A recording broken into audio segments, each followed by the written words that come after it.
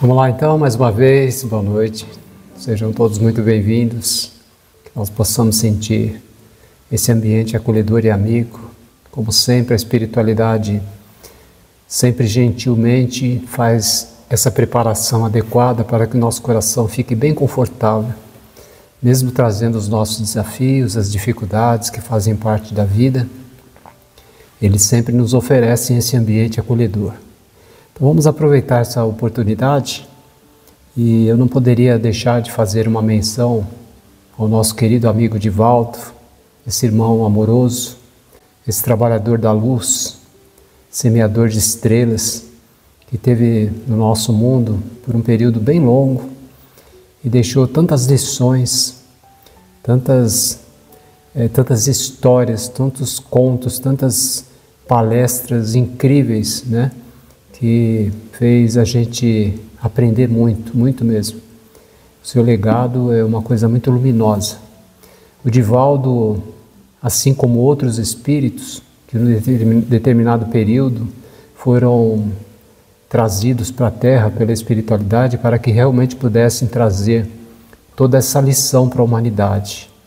E entre eles existem muitos espíritos, né? Alguns ficaram no anonimato, né? Outros tiveram o seu conhecimento pela humanidade, o seu reconhecimento, mas todos eles trabalharam muito dentro desse movimento espírita, né? Eurípides Basanufo, Herculano Pires e tantos outros, né? Que eu acredito que vieram da mesma região que o Divaldo, da mesma colônia, talvez da mesma escola espiritual, para oferecer à humanidade isso que nós recebemos. E que esse sentimento de gratidão que nós temos por ele, por tudo aquilo que ele deixou a todos nós, possa ser convertido em bênçãos, aonde ele estiver nesse momento, a dimensão que ele estiver habitando, que ele possa receber o nosso abraço, o nosso reconhecimento, a nossa gratidão. Com certeza, muitos espíritos devem algum tipo de favor a ele. Muitos, todos nós devemos, né? Porque foi de muita contribuição tudo isso. Essa história linda, né? que ele contou aqui na Terra. Tudo o bem que ele fez a milhares e milhares de pessoas muito carentes, muito pobres. E ele ensinou a gente a entender a nós mesmos, a compreender Deus e, acima de tudo, a ser caridosos e compassivos. Obrigado, Divaldo, onde você estiver. Que a gente possa continuar na nossa tarefa pequenina, né? Quase insignificante diante da tarefa dele, mas também é importante. Toda a nossa tarefa, cada um de nós, onde quer que a gente esteja, nós sempre temos que fazer alguma coisa. Primeiramente, lógico, para o nosso próprio coração, para o nosso engrandecimento espiritual, para a busca do conhecimento de nós mesmos e depois, em segundo plano, as nossas famílias, as pessoas que estão próximos de nós, os amigos, aqueles que nós conhecemos, aqueles que nós não conhecemos. Onde quer que a gente esteja, a gente tem que de alguma maneira estar semeando também um pouquinho dessa luminosidade que a gente está começando a aprender a depositar em nosso coração. Esse sempre fazer um pouco mais, né? Nós sempre podemos fazer um pouco mais. Eu estava agora há pouco ali refletindo, talvez com inspiração da espiritualidade. Essa palavra também esteve na boca do nosso querido Divaldo, fazer um pouco mais. Que ele ilustrou com uma história muito linda, um acontecimento verdadeiro na cidade de Los Angeles. Eu já tive a oportunidade de contar nessa casa uma vez e eu acredito que seria interessante a gente refletir novamente e recordar essa lição, que ela diz justamente sobre isso. Nós sempre podemos fazer um pouco mais. Muitas vezes a gente se nega, né, ao mundo, a gente nos nega às pessoas e às vezes a gente, por insegurança própria, a gente acha que nós não somos capazes de fazer além daquilo que nós estamos fazendo, mas nós somos, né? Existe um potencial intrínseco dentro de nós que nós desconhecemos e que precisa, de alguma maneira, de alguma forma, vir à tona, se manifestar, para que nós possamos contribuir para esse mundo que está carente de palavras boas, de sentimentos nobres, de aconchego, de compassividade, de compaixão, de tudo. Tudo isso que nós já aprendemos, né, que é necessário e é importante fazer se manifestar.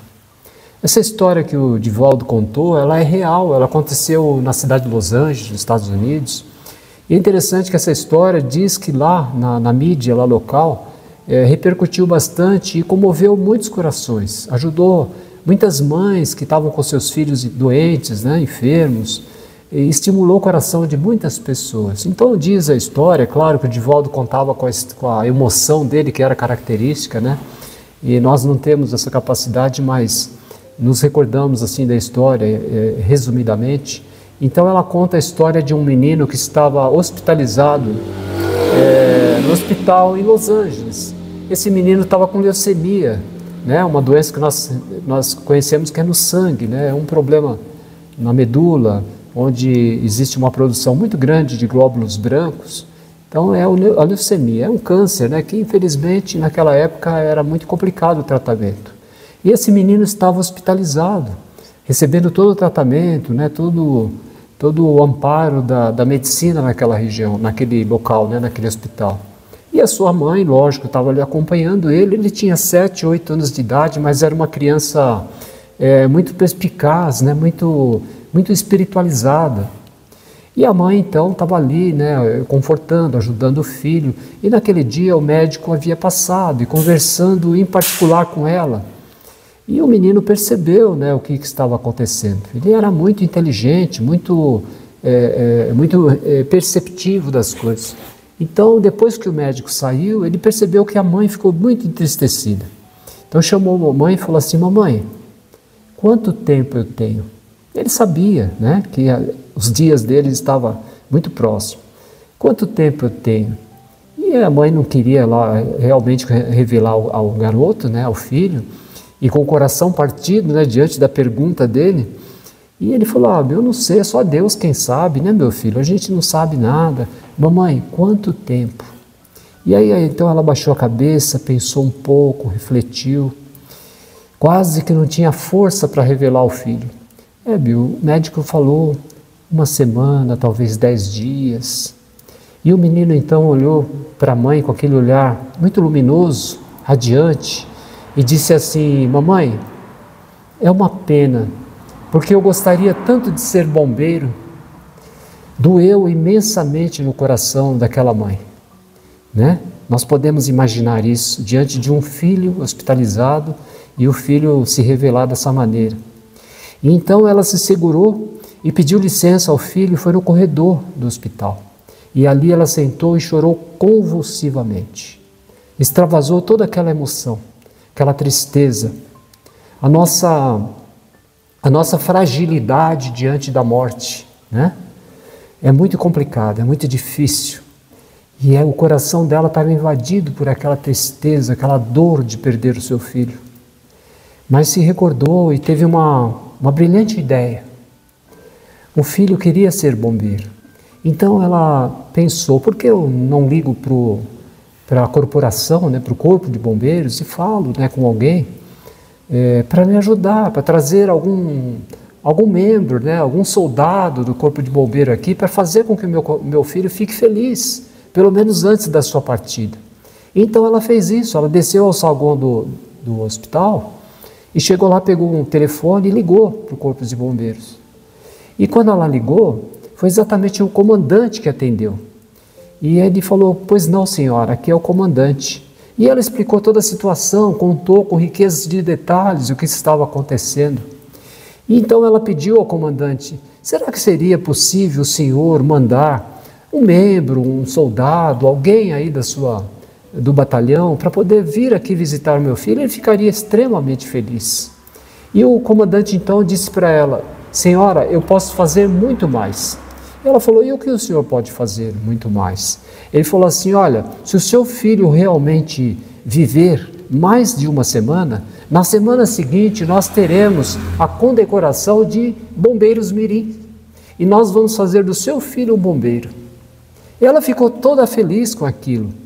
E ficou radiante. E rapidamente terminou a ligação, tratou mais alguns detalhes com o comandante, desligou o telefone e subiu, porque ela queria dar essa notícia ao filho. E então ela chegou no quarto e falou: filho, eu consegui com que você se torne realmente um bombeiro mirim. O comandante me prometeu que na próxima semana, se você não morrer, filho, não morra, você vai se tornar um bombeiro mirim. Então o filho disse que teve uma descarga de adrenalina, ficou extremamente feliz e realmente ele não partiu, ele ficou. E foi então tudo combinado. O comandante mandou uma pessoa, um especialista, medir toda a roupa dele para que fizesse um uniforme do tamanho, exatamente do tamanho dele, com todas as características do bombeiro, né? E assim foi feito. Então no dia que foi combinado, no dia da condecoração, que ele ia realmente se tornar um bombeiro, foi combinado com a assistência social do hospital, com os médicos, para se providenciar uma ambulância UTI, para que colocasse a mãe e o filho na ambulância e levasse Bill até ao local onde teria a comemoração, a condecoração, né? E ele ficou todo feliz, estava radiante, né? No seu uniforme de corpo de bombeiros. E chegou lá, então, teve o hasteamento da bandeira, e ele teve ele percebeu todo aquele envolvimento, né, dos bombeiros, o acolhimento, o abraço de todos. E ele ficou muito feliz, foi um dia maravilhoso para ele. Então ele retornou ao hospital, né, novamente, lá para o seu leito. E depois de alguns dias, então, a mãe, percebendo que o filho só tinha mais algumas horas, né? Já estava semi-inconsciente. E então ela lembrou de ligar novamente para o comandante. E ela pegou o telefone: comandante, aqui é a mãe do bombeiro Bill. Ele está morrendo, comandante, tem só mais algumas horas. Será que teria como o senhor mandar alguém da corporação para fazer com que ele se sinta bem amparado e feliz nesse momento difícil e derradeiro? E o comandante falou assim: não, eu posso fazer muito mais. E ela falou: mas o que o senhor pode fazer muito mais? Avise a assistência social aí do hospital, a administração, que nós vamos chegar com várias viaturas, com vários bombeiros. Não se trata de incêndio, de nem nada calamitoso. É simplesmente uma comemoração que nós vamos fazer ao pequeno Bill. Em que andar está? Em que quarto? Abra a janela, porque nós vamos colocar as escadas Magiros e os bombeiros vão entrar pela janela e nós vamos então entrar dentro do leito, dentro do quarto onde está o Bill. E assim foi feito. E eles então fizeram, chegou todos os carros, chamou a atenção de toda a comunidade em volta, os carros com as sirenes ligadas, os caminhões, colocaram aquelas escadas Magiros, entraram pela janela do quarto, né, onde ele estava, e lá eles circundaram então o leito onde estava o pequeno Bill e sua mãe. E então eles partiu, né? Mas só que antes dele partir, o comandante pediu para que um dos soldados tocasse Silêncio, né? Aquela música que nós conhecemos, Silêncio. E então o comandante disse ao pequeno Bill: vá, Bill, vá com o nosso Criador e diga a ele que nós continuaremos aqui fazendo o nosso melhor. Então eu me recordei dessa história, que, claro, contada pelo nosso irmão Divaldo, ela é muito, muito mais emocionante e ela é rica de entendimento, de compreensão e de sabedoria, porque ela nos traz uma lição extraordinária sobre essa necessidade que nós temos de sempre fazer um pouco mais, né? E ter esse entendimento de que a vida ela tem um motivo de ser. Às vezes o sofrimento, a dor, as dificuldades que a vida apresenta a todos nós, ela tem um significado, tudo isso. Nós achamos que é somente castigo, mas não é. Em tudo que nós passamos aqui nesse mundo, tem um motivo de nós estarmos passando. Precisamos compreender isso. E precisamos compreender verdadeiramente essa lição da necessidade que nós temos de sempre fazer um pouco mais. Nunca nos acomodarmos, porque a energia contida em nosso coração, a vitalidade que nós carregamos, nos dá essa condição, né? O Criador da vida não nos falta com todos os recursos que nós necessitamos. Às vezes vejo as pessoas reclamarem tanto por tantas coisas, mas Percebe? O sol se levanta todos os dias, essa energia maravilhosa que vem desse astro, né, que nos dá vitalidade, o oxigênio que nós temos, a água, todos os recursos naturais da vida. Então é abundante os recursos que Deus nos oferece constantemente. Então nós temos que entender e compreender que nós estamos aqui para aprender, sim, claro, mas também para trabalhar, para fazer o nosso melhor, para deixar dentro das nossas limitações, deixar também o nosso legado, deixar as nossas tarefas, né, bem realizadas e procurar sempre, procurar ter sempre criatividade, buscar dentro de nós. Nós temos falado muito sobre essa necessidade da meditação, da busca interior, porque aí a gente vai começar de verdade a encontrar as potencialidades que já existem dentro de nós, como nós falamos no início, que está aqui simplesmente aguardando para ser manifestada. E isso é possível de acontecer. Então não adianta nós ficarmos simplesmente olhando para aquilo que é negativo que está acontecendo, aquelas coisas que estão ocorrendo, que muitas vezes nós achamos que é empecilho para isso, empecilho para aquilo. Nós temos que superar isso, né? E ver de que maneira que nós podemos oferecer mais a nossa colaboração no mundo. Quais pessoas que precisam exatamente de nós? É lógico, precisamos trabalhar primeiramente dentro do nosso lar, com os nossos familiares, atendê-los da melhor forma possível, sim, mas podemos estender esse trabalho, podemos ir além, né, de tudo isso. É possível, né? É possível viver assim e é muito importante que a gente realmente aproveite o máximo essa oportunidade que o Criador está nos concedendo. Essa encarnação é uma encarnação extraordinária, maravilhosa, que todos nós estamos tendo a oportunidade de vivenciar. Porque nós estamos vivendo um momento da Terra muito especial.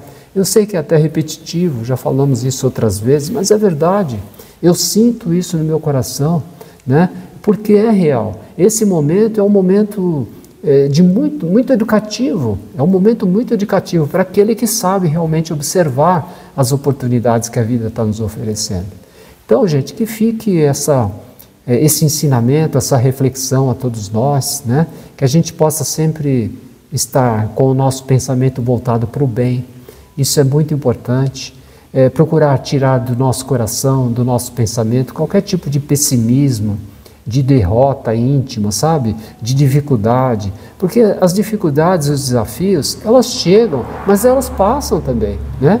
Então nós não podemos permitir que essas dificuldades, elas cresçam dentro de nós e ao ponto de construir pensamentos de ociosidade, de desânimo, de tristeza, que não vai dar certo, que esses pensamentos negativos, eles só criam obstáculos para a nossa caminhada. E isso não pode acontecer, né? Então, gente, a nossa conversa hoje, a nossa reflexão, um pouco curta, claro, eu senti no meu coração da gente lembrar desse ensinamento do nosso querido Divaldo sobre a necessidade que nós temos de sempre fazer um pouco mais. Então, quando nós estivermos diante de uma pessoa, de uma situação aparentemente muito difícil, vamos perguntar a nós mesmos, né? O que será que eu posso fazer um pouco mais? Que nem o comandante da história, né? Ele poderia simplesmente, ele era o comandante, simplesmente para não se envolver, né? Ele poderia ter falado assim para a mãe: tudo bem, eu mando um soldado, né, alguém para representar a corporação e seu filho vai ficar feliz. E ele estava tudo bem, ele estava fazendo o papel dele. Mas ele sentiu dentro do seu coração a necessidade de fazer um pouco mais. Olha como é importante isso. E quanta diferença fez, né? Para a vida daquela alma, daquela criança que estava de partida para o plano espiritual.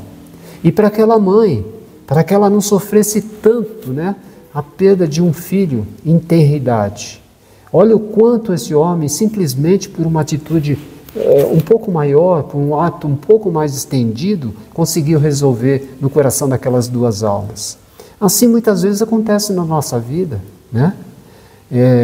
E outra, o que aconteceu correu a mídia local, e isso trouxe ensinamento para muitas outras pessoas, trouxe esperança para outras pessoas, para mães, por exemplo, que estavam com seus filhos doentes. Então, quer dizer, o bem, ele sempre se amplia, ele vai se multiplicando. Então, por isso que é importante a gente sempre fazer o nosso melhor.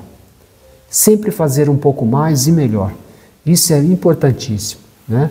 Então, que fique essa lição, que nós possamos carregar conosco essa vibração amiga, sentimos e percebemos a presença de irmãos generosos que estão aqui em nossa companhia hoje, nós agradecemos muito, e a vibração do ambiente, a amorosidade, ela é reinante, porque eu tenho certeza que nesse dia, muitas outras casas, principalmente no movimento espírita, muitas outras casas que estão reunidos para falar um pouco do Evangelho de Jesus, estão se referindo ao nosso querido irmão Divaldo.